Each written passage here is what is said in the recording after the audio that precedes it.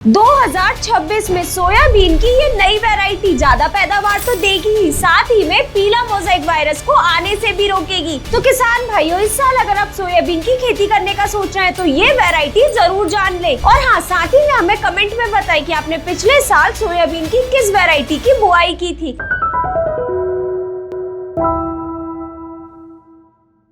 नमस्कार किसान भाइयों, स्वागत है आपका कात्यायनी ऑर्गेनिक्स के यूट्यूब चैनल में। तो चलिए बिना देरी करे इस वीडियो को शुरू करते हैं। किसान भाइयों, एक सवाल आपसे है, क्या आपने जो पिछले साल वैरायटी लगाई थी उसने उतना उत्पादन दिया जितना आपने सोचा था? और कीट और रोगों के खिलाफ क्या उसकी प्रतिरोधक क्षमता थी भी या नहीं? तो किसान भाइयों, इस साल सोयाबीन की वैरायटी चुनते समय ये गलती बिल्कुल मत करना। आज मैं आपको बताने वाली हूँ सोयाबीन की 5 ऐसी वैरायटियाँ जो ज्यादा पैदावार देंगी ही, अगर आपने आपके क्षेत्र के अनुसार ये सही वैरायटी का चुनाव कर लिया तो। हर साल आप जब भी सोयाबीन की बुआई करने जाते हैं, आपके मन में एक ही सवाल आता है कि कौन सी वैरायटी का चुनाव करें। वो वैरायटी दुकान से ले, ऑनलाइन ले या फिर किसी पड़ोसी के सुझाव से ले। और यही वैरायटी चुनाव करते समय आप गलती कर बैठते हैं, जिससे जितनी उम्मीद की थी उतनी पैदावार देखने को नहीं मिलती है। और वहीं अगर एक सही वैरायटी का चुनाव कर ले तो उसी खेत में उतनी ही मेहनत में ज्यादा उत्पादन हो जाता है। सीधे 12 से 15 कुंटल तक उत्पादन निकलता है सिर्फ एक सही वैरायटी के चुनाव से।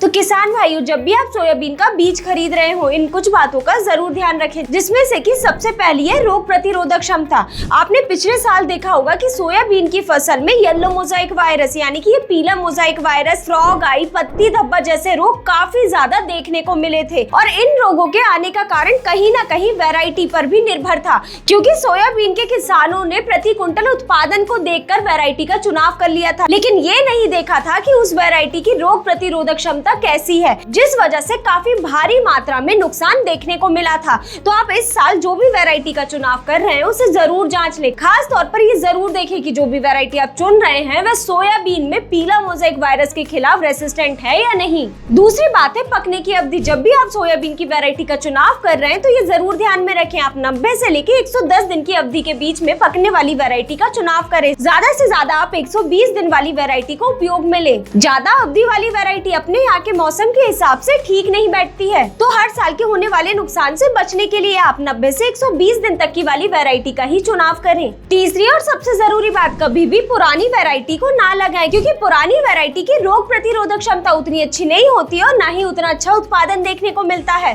और एक बात हमेशा ध्यान रखें, 2 से 3 अलग अलग वैरायटी को लगाएं, ताकि अगर एक में समस्या आई तो दूसरी वैरायटी से उसकी भरपाई हो पाए। और ये तकनीक अक्सर एमपी, यूपी और महाराष्ट्र के समझदार किसान जरूर अपनाते हैं। चौथी जरूरी बात, जो भी वैरायटी चुन रहे हैं वह कम से कम 8 कुंटल प्रति एकड़ उत्पादन तो देनी ही चाहिए। उसी के हिसाब से आप कोई भी वैरायटी का चुनाव करें। तो वीडियो में आगे बढ़ते हुए सबसे मेन बात करते हैं 2026 की बेस्ट वैरायटी की। सबसे पहले नंबर पर आती है JS 2303। ये वैरायटी जवाहरलाल नेहरू कृषि विश्वविद्यालय जबलपुर ने तैयार की गई थी और 2021 से 23 के बीच के ट्रायल में इसके रिजल्ट काफी अच्छे देखने को मिले थे। इस वैरायटी का उत्पादन अन्य वैरायटी की तुलना में काफी ज्यादा देखने को मिला था और ये वैरायटी लगभग 93 दिन में पककर तैयार हो जाती है और एक पौधे में लगभग 70 से 80 फलियां लगती हैं और हर एक फलिया में 3 दाने तो होते ही हैं। और पौधे की हाइट की बात करें तो 2.5 से 3 फीट के बीच में होती है। और साथ ही में इस वैरायटी की इतनी हाइट होने की वजह से इसकी कटाई आसानी से कंबाइन हार्वेस्टर से की जा सकती है।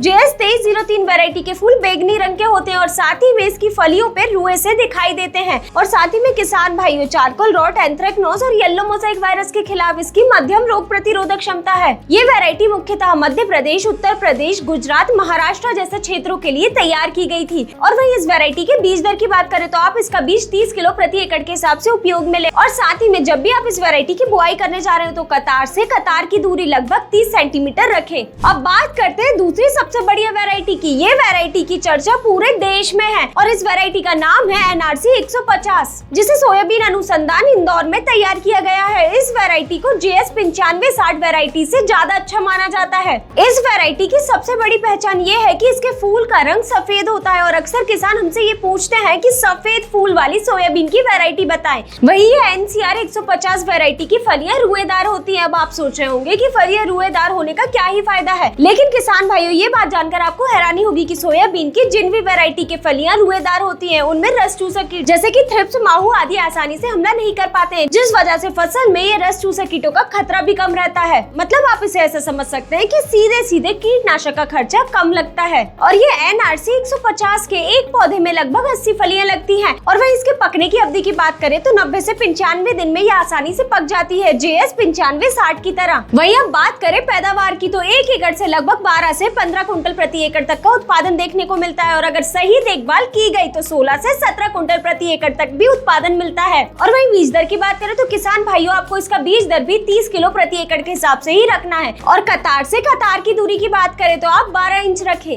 अब बात करते हैं तीसरे अच्छे उत्पादन देने वाली वैरायटी की, वही है PS 1670। ये वैरायटी पंतनगर कृषि विश्वविद्यालय में तैयार की गई है। इस वैरायटी की खासियत ये है कि ये पीला मोज़ेक वायरस के खिलाफ इसकी प्रतिरोधक क्षमता काफी अच्छी है। अब सबसे मेन सवाल आता है कि ये पीला मोज़ेक वायरस की समस्या सोयाबीन की फसल में इतनी खतरनाक क्यों है। तो किसान भाइयों ये पीला मोज़ेक वायरस को फैलाने के पीछे ये सफेद मक्खी का काम होता है। ये क्या करती है, प्रभावित पौधे का रस चूसकर दूसरे पौधे पर जाती है और फिर ऐसे करते करते ये पूरे खेत में पौधों का रस चूसती है और साथ ही साथ पीला मोज़ेक वायरस भी फैला देती है। और इतना ही नहीं, ये पीला मोज़ेक वायरस का सबसे बड़ा नुकसान तो ये है कि ये पैदावार में सीधे सीधे 80% तक नुकसान करता है, जिससे अगर आप प्रभावी पौधे पर देखेंगे तो आपको पीले धब्बे साफ तौर पर दिखाई देंगे। और इन्हीं पीले धब्बों की वजह से पौधे में प्रकाश संश्लेषण प्रक्रिया नहीं हो पाती, यानी कि पौधा अपना खाना नहीं बना पाते, जिससे पौधा पूरी तरह कमजोर हो जाता है और अपनी बढ़वार नहीं कर पाता। और ये बात आप भी जानते हैं कि पौधा अपनी बढ़वार नहीं करेगा तो पौधे में फूल नहीं आएंगे, और जैसे अगर फूल आ भी गए तो वे फलियों में बदल नहीं पाएंगे और पैदावार में सीधे गिरावट देखने को मिलेगी। ये वैरायटी खास तौर पर मध्य प्रदेश, उत्तर प्रदेश, गुजरात के किसानों के लिए तैयार की गई थी।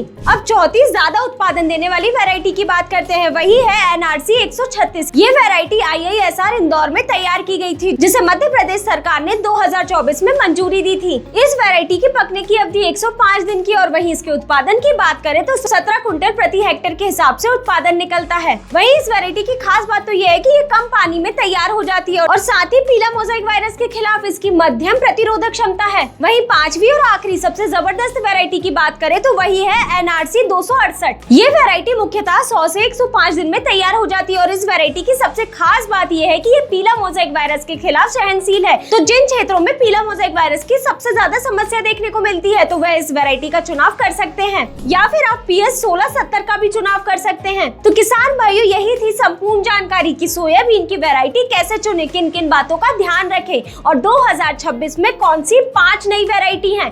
तो अगर आपको ये जानकारी पसंद आई हो तो इस वीडियो को लाइक करें और चैनल को सब्सक्राइब करना ना भूलें। धन्यवाद।